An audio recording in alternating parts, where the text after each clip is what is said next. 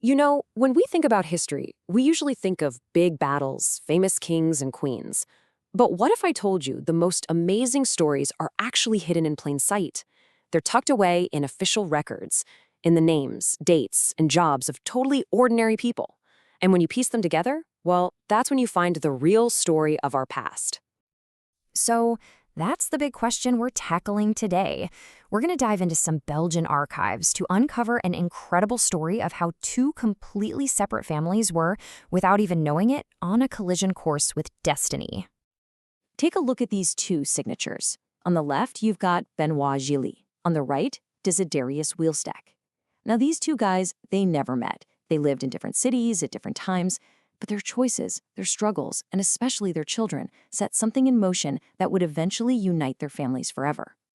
Okay, let's start our journey in the city of Ghent with the Gilliatt family. Their story, which is literally etched into the city's records, is one of serious hard work, some amazing artistic skill, and, well, some pretty unimaginable tragedy. So our story begins with this man, Benoit Gillier, born way back in 1777. You're not going to find him in any history books. He was just a regular working guy. But the records of his life, they give us this incredible window into what the daily grind was actually like back then. What's so fascinating about Benoit is just how much his job changed.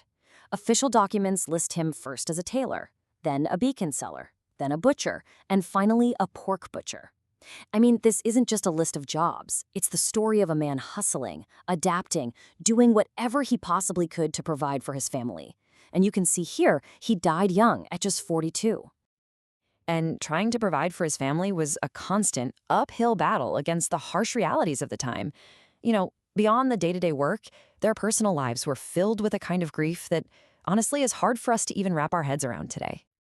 This detail, pulled straight from the city's death records, it's devastating. On February 6th, their son Felipe passed away. Just 11 days later, on the 17th, their daughter Isabel was gone too. It's such a brutal reminder of how fragile life really was, and it's just sitting there, hidden in plain sight in the official data. But despite this incredible loss, the Gilliatt family line, it survived. And with the very next generation, we start to see this really interesting shift away from the world of manual labor that had totally defined Benoit's life. And this is where things get really interesting. This is Benoit's son, Basilius. He didn't follow his dad into the butcher trade, no.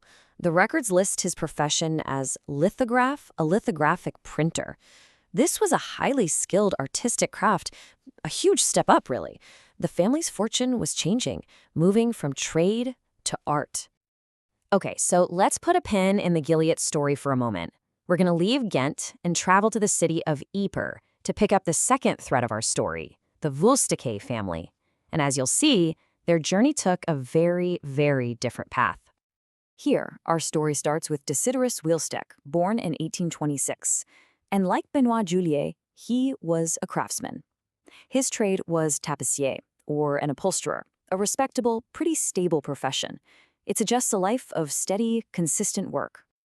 And hey, just like we saw with the Gilliatts, the son of Desiderius wasn't going to follow directly in his father's footsteps either. He was about to forge a totally new path for the family, one that valued security and bureaucracy way more than a craftsman's workshop. And that new path? It was in the civil service. Desiderius' son, Arthur, started out as a junior clerk in the prison system and just steadily climbed the ladder, eventually becoming a bookkeeper.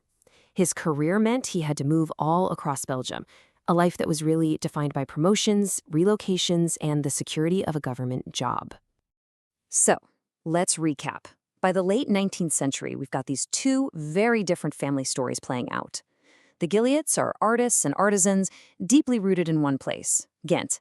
The Wheelstackes, on the other hand, are becoming a family of mobile civil servants, their lives dictated by the needs of the government.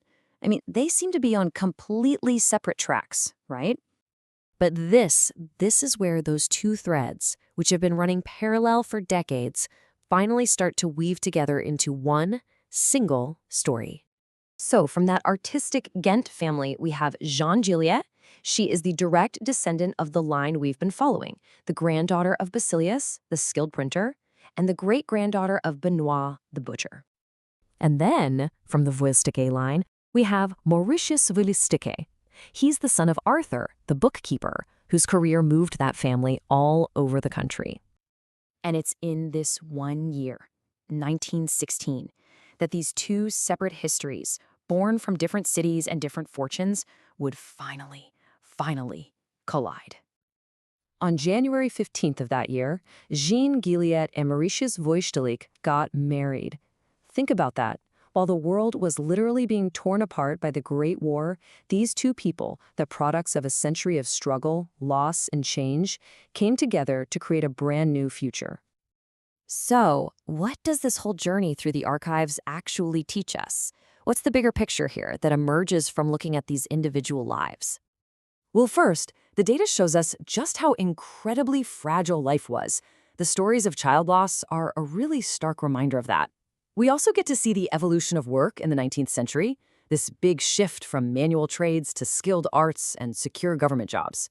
But I think most importantly, we see that just beneath the surface of history, all these individual stories are constantly and quietly moving toward each other.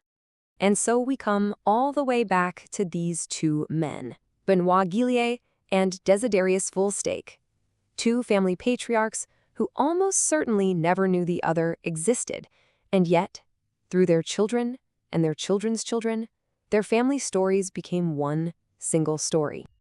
And that's really the ultimate takeaway, isn't it? The real story of our past isn't just about the people whose names we all know from textbooks. It's about the millions of lives just like these, the butchers, the printers, the clerks, whose collective journeys are what actually shape the world that we all inherit. Every single family has a story like this, documented in census forms, birth certificates, and marriage licenses. They look like just data points, but when you connect them, they reveal a truly human epic. The only question is, what story is waiting to be discovered in yours?